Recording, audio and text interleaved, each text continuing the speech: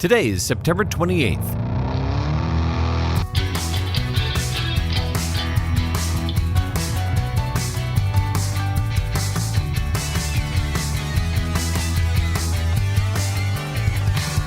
It's the 272nd day of the year, and this is the On This Day podcast.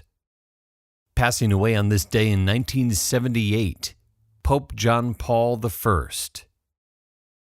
He is elected Pope only 33 days earlier on August 26th.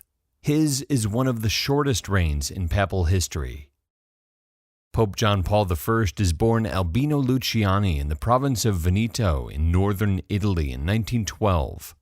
By the age of 10, he knows he wants to be a priest.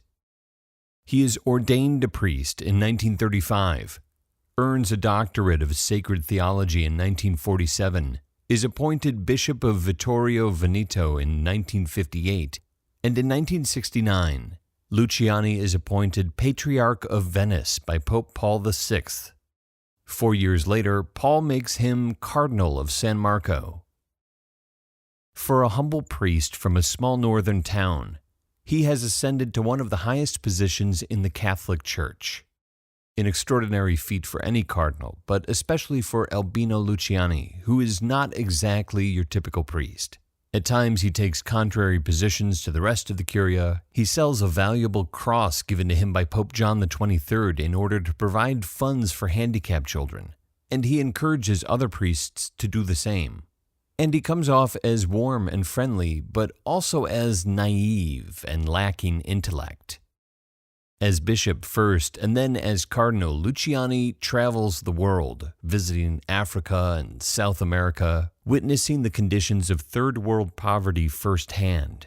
In his travels and through his work in Venice, he becomes known as a champion of the poor, providing whatever he can for those in need to help them with the reality of their lives, even if the aid is not always consistent with church doctrine.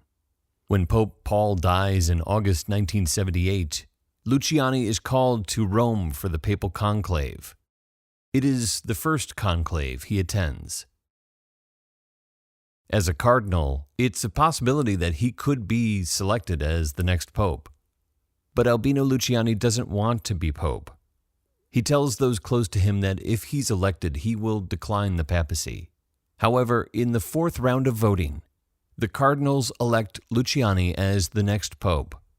And when asked if he will accept his election, he tells the conclave, quote, "May God forgive you for what you have done." Unlike all past popes, Luciani chooses a double name, John Paul, to honor the two previous popes, John XXIII, who names Luciani bishop, and Paul VI, who makes him cardinal.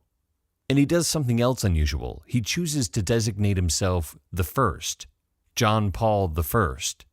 He is the only pontiff in papal history to do this. As Pope, John Paul I is as humble as he ever was, humanizing the office, doing away with some of the ritual and tradition, the royal we the Pope uses in speech, the papal coronation, the papal tiara. His motto is humility. And he decides that his reign as Pope is going to be about renewal of church policies and revision of canon law, dialogue and unity while maintaining strength of doctrine, and the encouragement of world peace and social justice. Just before the end of this day in 1978, a little over a month after his election, Pope John Paul I retires to his bedroom in the papal apartment and gets in bed with a copy of The Imitation of Christ by Thomas à Kempis. Sometime around 11 p.m., he passes away from a suspected heart attack. He is found the next morning. The Vatican announces that he's passed away of natural causes, but there are some discrepancies in the details released by the Vatican that, while perhaps innocuous, nonetheless lead some to perceive a conspiracy surrounding the death of the new pope. By some accounts, John Paul is murdered by a faction in the church who fear what they perceive as his more liberal approach to social issues of sexual ethics and contraception. But most of the conspiracy theories are centered around the Vatican bank scandal and the corruption on the part of Bishop Paul Marcinkus, the head of the Vatican Bank, and Roberto Calvi, the head of Banco Ambrosia, which was owned in large part by the Vatican. Calvi is also a member of an illegal Masonic lodge called Propaganda Due, or P2. The theories go that Pope John Paul I uncovers the names of high-ranking members of the Catholic Church who are members of P2 and involved in a mafia money laundering scheme through the Vatican Bank, and that he plans to do something about it. And for that, he is killed on this day in 1978 by powerful clergy inside the walls of his own Vatican.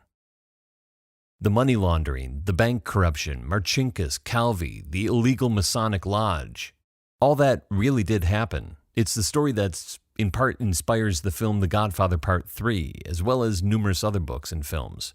But as to where that true story ends, and the story of the murder of Pope John Paul I begins, there's yet to be any concrete evidence to support that diabolical connection. There are 94 days left in the year. On This Day is produced by me, Dave Schultz. Thank you very much for listening. On this day in 1928, Scottish scientist Alexander Fleming notices a bacteria-killing mold growing in a petri dish containing Staphylococcus that was inadvertently left open overnight. His discovery will be developed into penicillin, the antibiotics used to fight bacterial infections. So if you're still listening, no, we're not going to do Stonehenge tonight. Talk to you tomorrow.